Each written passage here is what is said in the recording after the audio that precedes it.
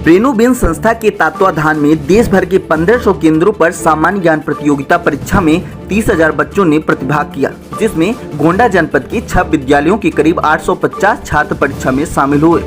छात्र छात्राओं के शैक्षिक स्तर को परखने के लिए ब्रेनोबेन संस्था द्वारा प्रतिवर्ष देश भर में सामान्य ज्ञान प्रतियोगिता परीक्षा का आयोजन कराया जाता है। इस परीक्षा में विभिन्न विद्यालयों के छात्र प्रतिभाग करते हैं। इसमें सामान्य ज्ञान पर आधारित प्रश्न पूछे जाते हैं। 40 मिनट में छात्रों को 120 प्रश्नों के उत्तर देने होते हैं। रविवार को फातिमा इंटर कॉलेज में आयोजित हुई इस परीक्षा में शहर के 6 से अधिक विद्यालयों के करीब 850 छात्रों ने परीक्षा में प्रतिभाग किया।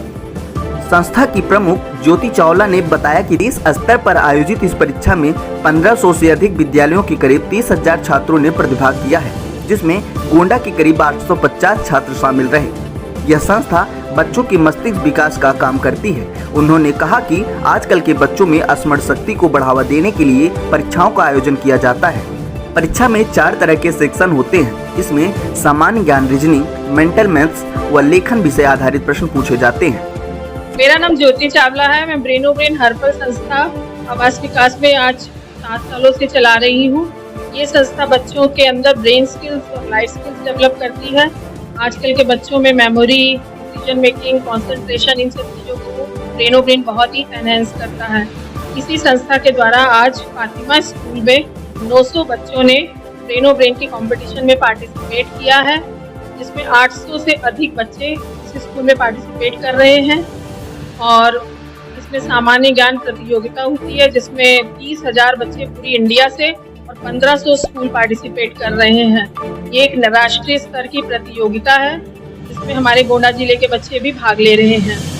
इसमें 4 तरह के सेक्शंस होते हैं: सामान्य ज्ञान, रीजनिंग, मेंटल मैथ्स और राइटिंग।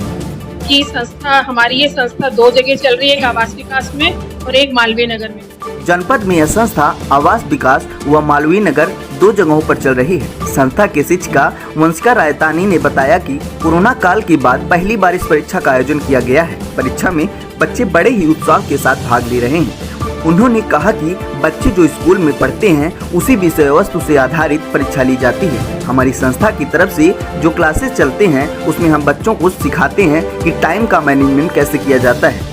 जैसे इस पेपर में बच्चों को 40 मिनट में 120 प्रश्न करने हैं, ऐसी परीक्षाओं में बच्चे यह नहीं समझ पाते कि समय का सदुपयोग कैसे किया जाए। इसमें अधिकांश बच्चे यह नहीं समझ पाते हैं कि इतने कम समय में प्रश्नों को कैसे किया जाए।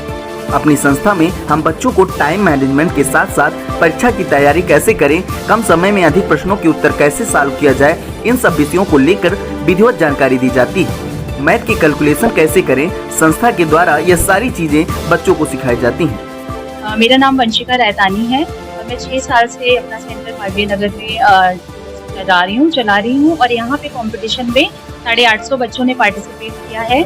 और यहाँ के गोंडा के 9 प्रेस्टिजियस स्कूल्स हैं जिन्होंने यहाँ पार्टिसिपेट किया है, जिसमें से Fatima school, Saint Thomas school, Jaipuria school, Geeta international, Phulwari public school, यशमय, इन सब के बच्चों ने यहाँ पे पार्टिसिपेट किया है।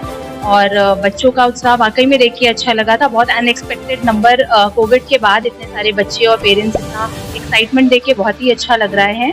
और ये जो कंपटीशन है, इसका जो सिलेबस है वो सब स्कूल में जो सीखते हैं बच्चे वो है। और ब्रेनोब्रेन में जो हम सिखाते हैं, हमारी जो क्लासेस चलती हैं ब्रेनोब्रेन की, उसमें हम बच्चों को सिखाते हैं कि टाइम कैसे मैनेज करना है। जैसे कि इस पेपर में 40 मिनट में बच्चों को 120 क्वेश्चन सॉल्व करने हैं, लेकिन जब बच्चे ये करते हैं वो डिसीजन नहीं ले पाते हैं कि उन्हें करना किस तरह से है। वो 40 मिनट में कितने क्वेश्चंस वो सॉल्व करने हैं, वो हम अपने जो इंस्टीट्यूट में हम बच्चों को सिखाते हैं कि थोड़े टाइम में कैसे आपको अपना वर्क करना है। Time management, decision making, speed, memory, ये सारी चीज़ें तेज़ होती हैं बच्चों में। इसके अलावा कैलकुलेशन, बच्चे बहुत ही स्पीड में कैलकुलेशंस करते हैं। जहाँ बच्चों को नॉर्मली मैथ्स करने में टाइम लगता है, उन्हें मैथ्स के सम्स करने में टाइम लगता है, वो बच्चे ब्रेनोब्रेन में बहुत क्विकली करते हैं।